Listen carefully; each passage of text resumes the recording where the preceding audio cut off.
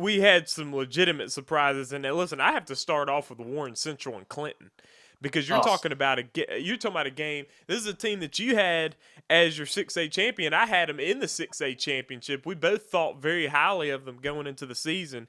They get beat pretty badly by Brandon in a preseason game. We didn't take too much out of that.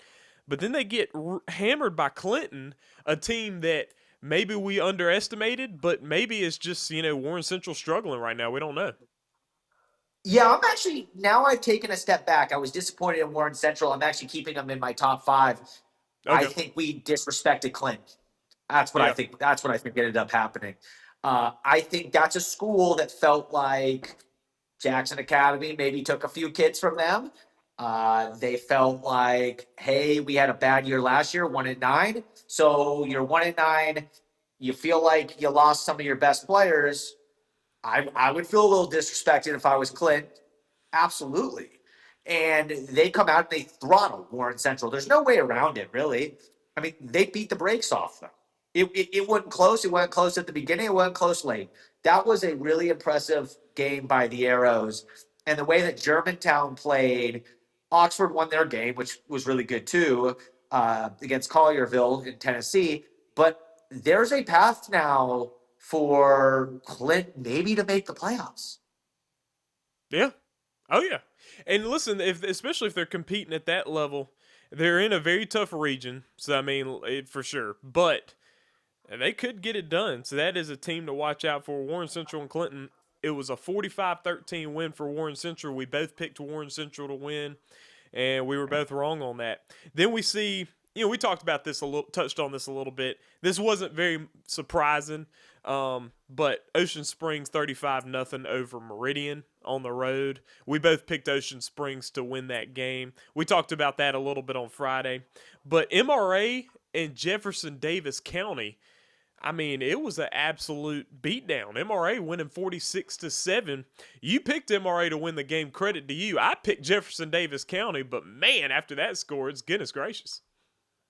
Yeah, I actually picked both of the big MAIS, MHSA battles, right? Columbia beating Hartfield at Hartfield, and then I took MRA beating Jefferson Davis County. And this is disappointing for JDC. This is disappointing. It's one thing to lose the game. I picked it, right? Like that was my pick. I wasn't surprised they lost the game.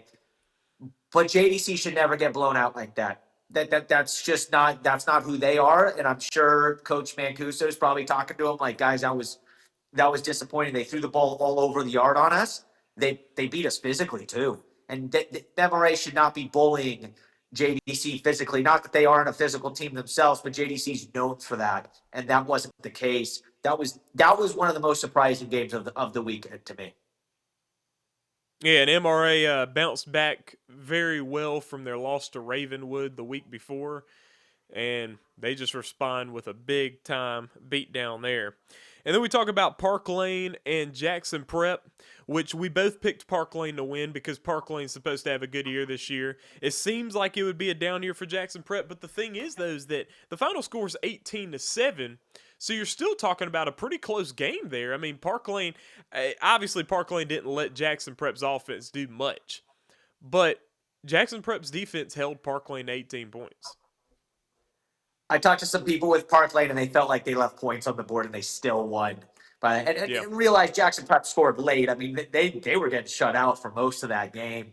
Okay. Park Okay. Lane might be top three. I'm curious because I might put Park Lane in front of Hartfield in my rankings, and I know that might sound crazy to some people. I don't think people realize how good Park Lane really is this year.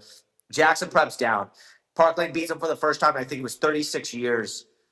It's going to be a long season for the Yeah. Patriots. Lucky for the Patriots, I think Park Lane's the only non-big metro school that's going to beat them this year. I think Jackson Prep's going to take care of everyone else. But when it comes to the big metro, I don't see another win for Jackson Prep, whether it's MRA, Hartfield, or JA. I just don't see a win there. Yeah, those three teams are definitely looking pretty tough, especially like just what we were saying about MRA. Of course, that kind of takes us to Hartfield. Hartfield takes on Columbia. We knew that was going to be a tough game for Hartfield because Columbia is a very good football team. But it's a very close game, 22-21. It's hard. Like, I wouldn't say that that's a disappointment for either, like, obviously it was not a disappointment for Columbia, but like it wouldn't be a disappointment for Hartfield either. I mean, you have a really close game. You're disappointed in losing, but I wouldn't make judgments about their team off of that game. No, I think Hartfield played pretty solid. I don't think there's anything to hold their head down about it. They were leading in that game. Columbia ended up winning by 1 point. I think this is less about Hartfield. I think this is more about Columbia. I think Hartfield can walk away with, Okay. you know what? Look, I'm glad we played this game. I'm glad we played this game. We feel good about our team. We feel way better about the physicality up front. We feel like, okay, we still got Braylon Womack making plays and score, doing his thing out there. If you're Columbia, you feel real good. You feel like, I know everyone's talking about Poplarville, Louisville, and Poplarville ended up losing, which actually was kind of a surprise. I know West Harrison is a bigger school, but if you're feeling like Columbia, you feel like we're a title contender. We're absolutely a title contender. We're coming out the South. Forget Poplarville for a moment. We're coming out the South. I think Columbia feels really, really good today. Oh yeah, and folks, if you are watching this, watching our live stream right now, please get in the chat. Tell us what you think about each of our picks and kind of your personal analysis, and we might respond to it right here. The Magnolia Shine Podcast. Hit that subscribe button as well. Then we hit up Starkville and Oak Grove. Speaking of two teams that don't have much to hang their head about, other than the fact that the defense just got marched through both sides. 57-54. But I'll tell you, I saw some highlights from that game after the fact, and man, I mean, that's some good. Listen, I like shootouts in football, and if you like shootouts in football, you'd have been very happy to see what you saw in Starkville on Friday night. Yeah, remember when I said the Starkville quarterback might be the best in the state? Yeah, he looks like he might be. Yeah, well, Keelen Hall on the other side. I mean, let's not. I'm not trying to disrespect him because that kid was freaking amazing out there. I mean, the 2027 class for quarterbacks, as good as it's been in a long, long time, because you got Shaq, you got the kid from Kosciuszko as well.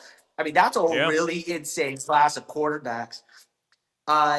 Disappointed in their defenses. I know we always look at this going, oh, the offense must have been great. Well, people were informing me, I think Oak Grove was missing 9 starters. I don't know how true that is. But that was the, comments on a lot of my stuff was, Oak Grove's missing 9 starters. Well, if Oak Grove's missing 9 starters, they go put up 54. Okay, they lose on the last second touchdown because Starkville scored on the very last play of the game. Oak Grove could be really good. Oak Grove could be. I don't think either one hangs their hat. I think there's a lot of learning for both teams. I don't know how Starkville's going to stop anyone this year. So I actually think Starkville might be the second best team when it's all said and done. And I move Brandon down to 3. But both those teams got to feel good, but they also have to walk back into their locker room and go, okay, that was a lot of points we gave up. No matter how good those quarterbacks are. Yeah, for sure. And also, talking about missing 9 starters, how are you missing 9 starters in week 1? That was my, by the way, that was my response was, are they all hurt or are these just not starters? that is something that I would wonder. Seeing in the chat, we got us an Oak Grove fan in the chat talking about Keelen Hall being the best QB in the state, and he looked very good in that game. And listen, we had a shootout. Shootout, 2 good quarterbacks facing off there on Friday. Yeah, let me respond to the Keelen Hall. I don't think that's a crazy take. I think someone saying he's the best quarterback in the state, I think that's a fair thing to say. I wouldn't even sit there and argue with you. I guess it's a preference thing, right? Because if we're thinking about Kingston Johnson against Keelen Hall and who is the best, it's kind of whatever your preference is. I think Keelen Hall is further along in his development as a passer, as somebody that's reading the field. But Kingston's an athlete that he could go play running back tomorrow if they wanted to put a different quarterback in. He'd go play running back and be just fine. Right, I think that's kind of just where it's a preference thing, but I think that's a fair thing for them to say. It's just I slightly disagree. Yeah, and you got that matchup right too. You picked Starkville, I picked Oak Grove, but listen, 57-54, I don't feel as crazy about being wrong there. I mean, it was right there at the end. You're talking about I a mean, great hey, game. by the way, they were one defensive stop from ending it and you winning. But what I would say is one defensive stop. What was the other defensive stop? Maybe they weren't one defensive stop, and they were never going to stop them at that point. Yeah. Defensive stop seemed like that they were tough to find there. So then we have Picayune and Gulfport, and you're talking about two great teams. A Picayune team that I pick as my champion in 6A, and I'm sure that you have them up as your number one now. But you picked them to be in the championship game prior to the season. Gulfport, a team that could be competitive in a South 7A field, possibly. Listen, Picayune comes out with the win on the road, 31-28. Big time for Picayune. This is a very good game on the coast. Oh, Picayune's got to feel wonderful. They got to feel so good today. I think I'm telling you right now because we're going to go through the rankings here. They are my number one team, and Grenada's number two. And those are the two best teams now, in my opinion. I'm not all that close. I'm disappointed in Warren Central, but if you're Picayune, I know that sometimes people think down upon the big schools on the coast in 7A, right? I mean, let's not pretend they hear it from people up north about, oh, football soft, coast football soft.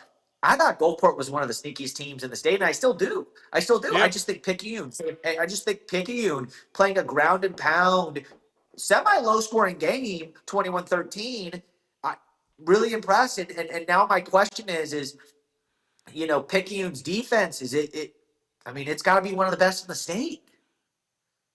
Yeah. And I mean, it was, listen, great performance there. But I would think that Gulfport shouldn't hang their heads either because we don't know if Picayune will lose a game.